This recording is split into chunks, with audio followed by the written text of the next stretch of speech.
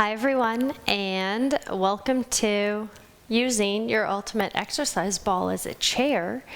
Few things that I would like to go over. So first of all, make sure you have the right size of ball. So when you're seated on the ball, both feet should be planted firmly on the floor.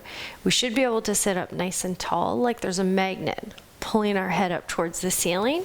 And then when you're seated on the ball, your thighs should be parallel to the floor or slightly above. So that's number one.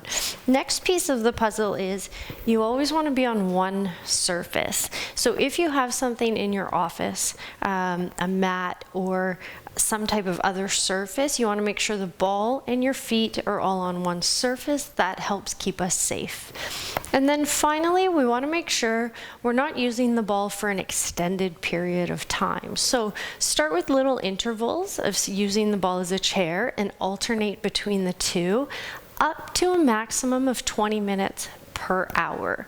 And then after that, enjoy the benefits of using a ball as a chair. Thanks so much, guys. See you soon.